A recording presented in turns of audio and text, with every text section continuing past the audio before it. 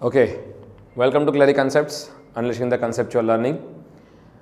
ये आज fluid mechanics subject का पहला लेक्चर है और हम लोग ये देखने वाले हैं कि इस सब्जेक्ट के अंदर या उस सब्जेक्ट की जो महत्वता है वो क्या है। हम लोग ये देखने वाले हैं कि इस सब्जेक्ट की जो रियल लाइफ एप्लीकेशंस है या उसकी जो इंपॉर्टेंस है इंजीनियरिंग वर्ल्ड में वो क्या है। तो let us start with the first two words of this subject, fluid mechanics. What is fluid mechanics? अगर आपको मैं पूछूं कि फ्लूइड मैकेनिक्स क्या है तो पहला वर्ड हम देखते हैं कि फ्लूइड क्या है। किसी को मैं पूछ दूं फ्लूइड क्या है और आप क्या यूज़ करते हैं तो आप बोलोगे सर हम लोग रेगुलरली वाटर यूज़ करते हैं, फ्रूट जूस पीते हैं, मिल्क पीते हैं, या ऑक्सीजन जो हम लोग ब्रीथ करते हैं, या हम लोग फ्यूल जो यूज़ करते हैं अपनी व्हीकल्स के अंदर, ये सारे के सारे फ्लूइड्स के सारे एग्जाम्पल है।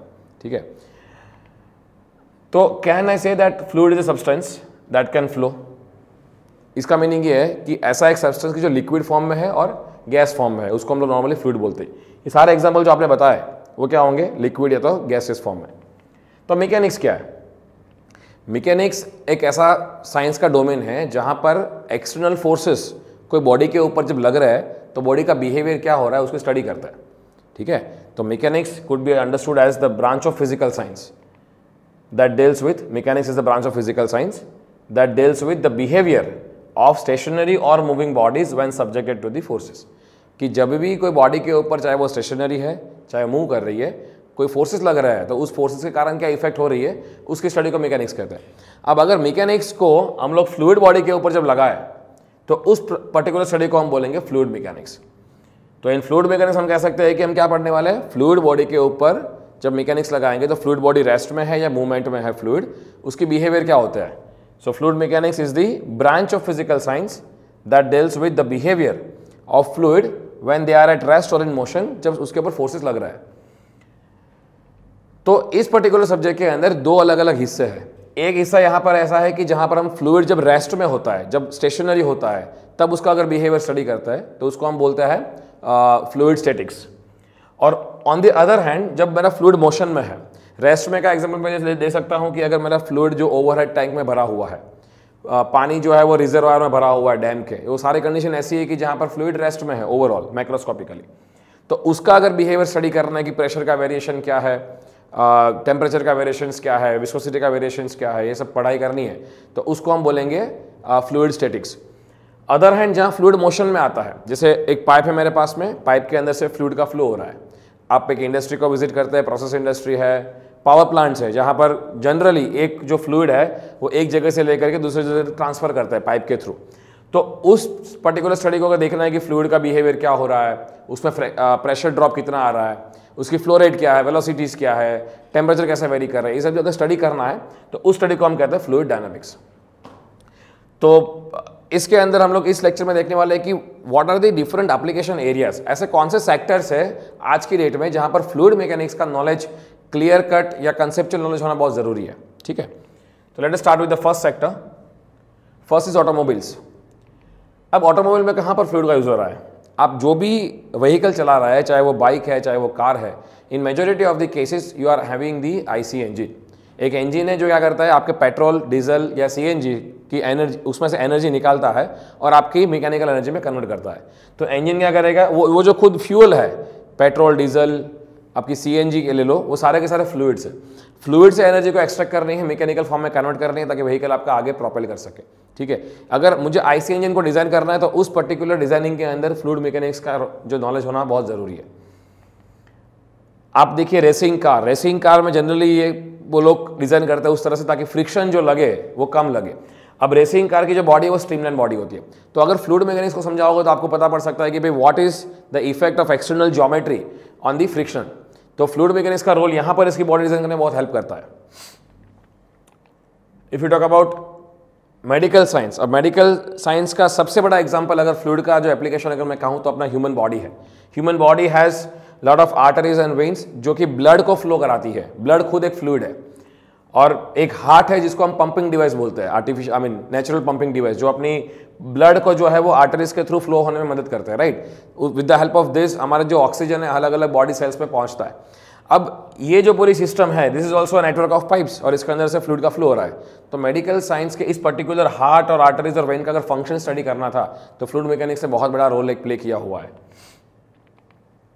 नॉट ओनली ह्यूमन बॉडी, अगर आप कोई भी मेडिकल डिवाइसेस ले लीजिए, कोविड के टाइम पे हम लोग ने देखा है कि आर्टिफिशियल ब्रीदर्स या वेंटिलेटर्स कह लो, वो इतने इंपॉर्टेंट हो चुके थे उस टाइम में, जहाँ पर आपके लंग्स को असिस्ट करते थे आपकी ब्रीदिंग करने के लिए, right.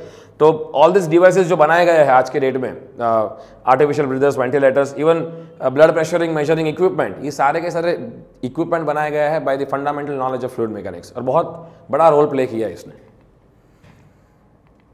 Late us move on to the next application area, piping designs. आप आज कोई भी बिल्डिंग देख लीजिए, चाहे वो रेसिडेंशियल बिल्डिंग हो, कमर्शियल बिल्डिंग हो, you will always find a piping network कि जहां से नॉर्मल वाटर या कोई भी फ्लूइड का ट्रांसफर हो रहा है एक जगह से दूसरी जगह तक। तो इनकी सारी डिजाइनिंग अगर देख लेते हम लोग, अगर मान लो सोलर वाटर हीटर लगाया हुआ है, या आप कोई भी रेसिडेंशियल कैंपस का पाइपिंग नेटवर्क देख लीजिए, तो कितने बैंड है, कितनी लेंथ है, क्या प्रेशर ड्रॉप है, कितना डायमीटर का पाइप यूज करना है, ये सारे सवाल के जो जवाब है वो आपको फ्लूइड मैकेनिक्स के नॉलेज से मिलने चाहिए। अब बात करते हैं इलेक्ट्रिकल अप्लायंसेस में कहाँ पे यूज करते हैं। आप जो भी अपने डे टू डे लाइफ में इलेक्ट्रिकल अप्लायंसेस यूज करते हैं, एक सिंपल सा एग्जांपल लेते हैं फैन का। सीलिंग फैन जो होता है, सीलिंग फैन का काम क्या है? It tries to energize the air, जो आपकी सराउंडिंग एयर है उसको एनर्जी देता है ताकि वो फ्लो हो सके। एयर तो है ही, वो एयर को जनरेट नहीं करता है, वो एयर को खाली एनर्जी देता है। अब फैन का जो आरपीएम कितना होना चाहिए ताकि एक पर्टिकुलर ह्यूमन कंफर्ट के हिसाब से फ्लो आपको मिल सके, एक पर्टिकुलर फ्लो रेट से आपका एयर फ्लो हो सके, वो सारा सवाल का जो जवाब है वो फ्लूइड मैकेनिक्स के हिसाब से, फ्लूइड मैकेनिक्स उस सवाल का जवाब देने में बहुत ज़्यादा हेल्प करता है। If you talk about AC जो हम लोग यूज़ करते हैं, एयर कंडीशनिंग यूनिट, उसमें आप देखे होंगे कि मेनली इसका पर्पज़ क्या है कि आपके रूम की जो हीट है उसको लेकर के बाहर फेंकता है एम्बियंट में। बाहर भी एक आउटडोर यूनिट होता है, तो आप अगर क्लोजली देखे होंगे तो there is a pipe network between indoor unit and outdoor unit. दोनों के बीच में दो पाइप्स कनेक्टेड होती है, एक पाइप आपकी बाहर जाने के लिए फ्लूइड को, दूसरे पाइप अंदर आने के लिए। तो ये एक्चुअली साइक्लिक पूरी साइकिल है, जिसमें आपका जो रेफ्रिजरेंट है उसके अंदर रेफ्रिजरेंट होता है, वो खुद ही एक फ्लूइड है। रेफ्रिजरेंट जो है वो एक डिवाइस से लेकर के दूसरे तक एंटर करता है और वो पूरी साइकिल में वापस आता है। तो आपके रूम से हीट निकालता है, बाहर फेंकता है, वापस अंदर आता है, वापस हीट निकालता है, बाहर फेंकता है। तो इस पूरी सिस्टम की डिजाइन जब करनी होती है, fluid mechanics is really really important in this area of refrigeration and even air conditioning and all. Water heater की बात कर लेते हैं। आज के डेट में विंटर के टाइम पे आप देखोगे इंडिया के अंदर पर्टिकुलरली कई जगह ऐसे जहाँ पे टेम्परेचर आपका 10 डिग्रीज 12 डिग्रीज पहुँचता है, और आप जब नहाते हो तो you can not take that water for bathing. अब आपको एक कंफर्ट टेम्परेचर पे उसको लेके आना होता है, तो you use gas water heaters या इलेक्ट्रिक वाटर हीटर्स। अब इसको जब आप यूज़ करते हो तो आप ये मेक श्योर करते हो कि आपका जो वाटर का टेम्परेचर है वो एटलीस्ट 35, 40, 45 डिग्री तक आ जाए, ताकि हम लोग उसको बाथिंग के लिए यूज़ कर पाए। तो 12 से लेकर के 35, 40 तक उसको लेके आना है, मतलब कम से कम आप मान के चलिए अराउंड 25-30 डिग्री का डिफरेंस आपको करना है।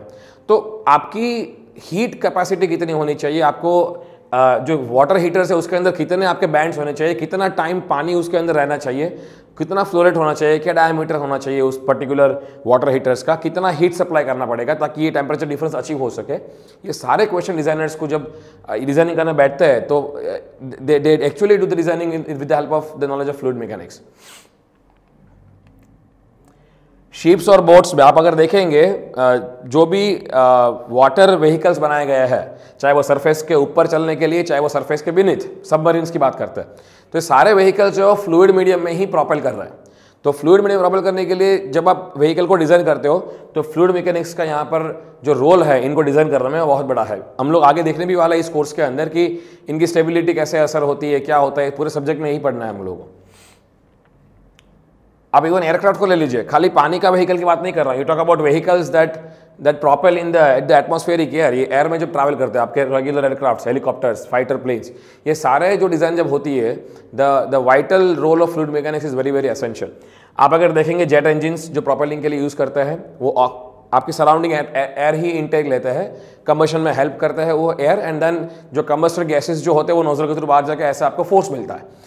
तो आप even you talk about the wings of the aircraft. Wings क्या है कि एक पर्टिकुलर एंगल पे जब टिल्ट करते हैं, एक पर्टिकुलर एंगल ऑफ अटैक पे, तब आपको लिफ्ट मिलता है। तो लिफ्ट का करस्पॉन्डेंस कैसे एंगल के साथ में, सारे जो इक्वेशंस पढ़ते हैं aeronautical engineers, the fluid mechanics का जो रोल है वो इस डोमेन में बहुत ज़्यादा इंपॉर्टेंट है। Then talk about power and process plants. मैं आपको सिंपल एक स्टैटिस्टिकल फिगर बताता हूं। आज के डेट में इंडिया में जो भी इलेक्ट्रिसिटी हम लोग यूज करते हैं वो कहीं पे स्टोर तो की गई नहीं है, it is lively produce somewhere in the power plants. 80% of the electricity, more or less 75 to 80% of the electricity जो हम लोग कंज्यूम करते हैं वो आती है coal based thermal power plant से। तो थर्मल पावर प्लांट जो है उसमें major they operate on the principle of Rankine cycle, जो कि आप लोग थर्मोडायनामिक्स सब्जेक्ट में पढ़ चुके हैं।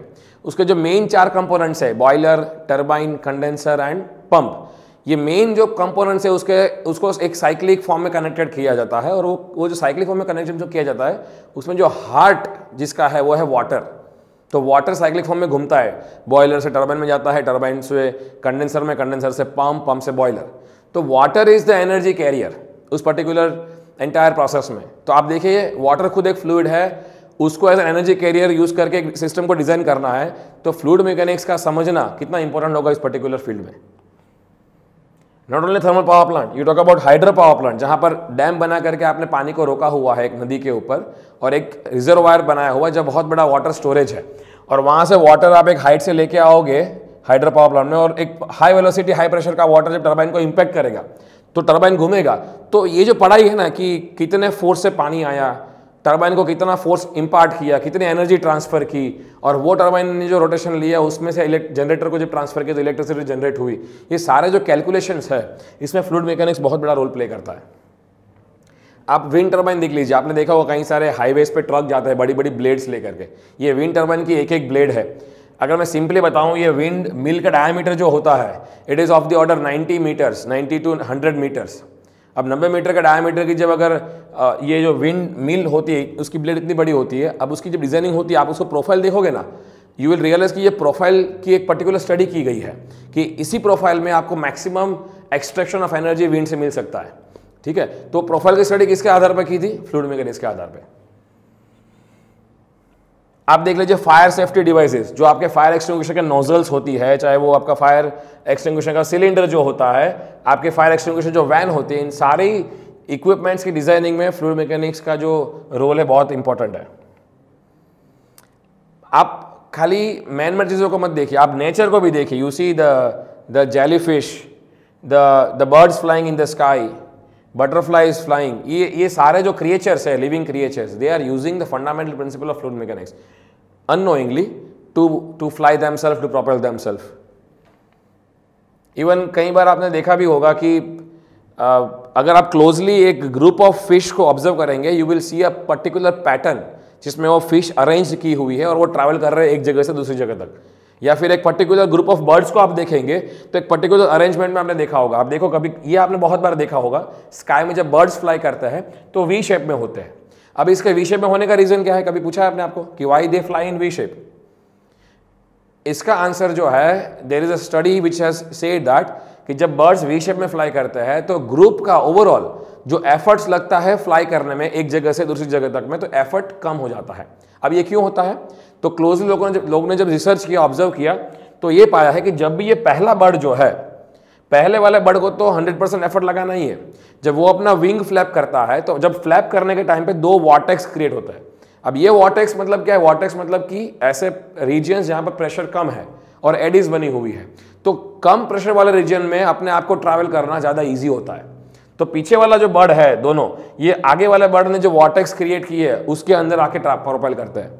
ये 2 बर्ड जो फ्लैप करेंगे अपनी विंग्स, उसने जो वॉर्टेक्स बनाया है उसका यूज थर्ड वाले बर्ड करेंगे, थर्ड वाले से फोर्थ वाले, फोर्थ से फिफ्थ, ऐसे करते करते आपके जो वॉर्टेक्स जो है ना वो एक्चुअली वी शेप में ट्रैवल करता है पीछे। तो इसीलिए आप देखोगे कि ये जो बर्ड्स है वी शेप में जाता था, कि ये मैक्सिमम बर्ड ऐसे है कि जो अपने लो प्रेशर रीजन वाले लोकेशन को एक्सेस करके आगे मूव करता था कि उसका एफर्ट्स जो है फ्लाई करने में वो कम हो जाए। पहले वाले बर्ड को तो पूरा का पूरा एफर्ट डालना है, बाकी वाले बर्ड को एफर्ट नहीं डालना पड़ेगा। Then talk about sports ball. Sports का अगर मैं एग्जांपल दूं तो सबसे पहले आपका नाम इंडिया के अंदर एटलीस्ट आता है क्रिकेट का। क्रिकेट में जो आपका स्विंग होता है क्रिकेट बॉल का, वो स्विंग जो है उसका बेसिक नेचर, उसका बेसिक प्रिंसिपल जो है वो फ्लूइड मैकेनिक्स आपको एक्सप्लेन करेगा कि स्विंग क्यों होता है। आप अगर क्रिकेट बॉल को देखेंगे ना तो क्रिकेट बॉल के अंदर एक सीम होती है लेदर बॉल में, जो कि स्टिचेस से बनी हुई होती है। बॉलर जब स्विंग करता है, आपने देखा होगा कि बॉलर की जो सीम का जो एंगल होता है, एक पर्टिकुलर एंगल पे वो रिलीज करता है बॉल को। उसका रीजन क्या है कि जब भी आपने एंगल पे रिलीज किया बॉल को, तो एक तरफ आपका जो फ्लो है वो डिस्टर्ब्ड वाला फ्लो है, मतलब टर्बुलेंट फ्लो है। दूसरी तरफ जो फ्लो है वो स्मूथ फ्लो है, लेमिनार फ्लो है। डिस्टर्ब क्यों है? बिकॉज जैसे ही फ्लो स्टिचेस के ऊपर से गुजरेगा तो उस टाइम पे आपके क्योंकि स्टिचेस आ गए बीच में तो आपका टर्बुलेंस ट्रिगर हो गया। ऑन द अदर हैंड आपका कोई स्टिचेस नहीं है तो स्मूथली फ्लो ग्लाइड कर रहा है बॉल के ऊपर से। अब जब एक ही बॉल के दो अलग अलग हिस्से में अलग अलग प्रकार का सराउंडिंग फ्लो है, इसका मीनिंग ये है कि आपका जो प्रेशर लग रहा है बॉल के ऊपर दोनों हाफ में वो अलग अलग है। जब कोई एक बॉडी के इस साइड प्रेशर अलग, इस साइड प्रेशर अलग, there is a difference of pressure force, तो जो नेट फोर्स अनबैलेंस फोर्स रहेगा वो बॉल को डेविएट करता है। तो इसका मेन प्रिंसिपल आपका स्विंग का ये है कि बिकॉज ऑफ द सीम आपका टर्बुलेंस बाउंड्री ट्रिगर होता है और उसके कारण आपके बॉल के दो अलग अलग हिस्सों में अलग अलग अनबैलेंस फोर्स होता है। तो ये सारे जो एग्जांपल हमने आज देखे, ये सारा एक्चुअली आपको आई थिंक इस सब्जेक्ट को आगे कंसेप्चुअली पढ़ने में मोटिवेट करेंगे, बिकॉज ये सारी ऐसी फील्ड जहाँ पर फ्लूइड मैकेनिक्स से बहुत बड़ा रोल प्ले किया हुआ है आगे उसको बढ़ाने में, राइट। तो if you are planning to contribute to any of this field, तो आई थिंक आपको ये सब्जेक्ट बहुत कंसेप्चुअली पढ़ना पड़ेगा। And this subject is very easy if you understand conceptually. उसको अगर मगअप करने गए तो बहुत डिफिकल्ट हो जाएगा, बिकॉज ये पूरा का पूरा कंसेप्चुअल न्यूमेरिकल बेस्ड सब्जेक्ट है जो कि प्रैक्टिकल लाइफ से बहुत ज़्यादा रिलेटेड है, right. So thank you so much. I hope to see you in the next class.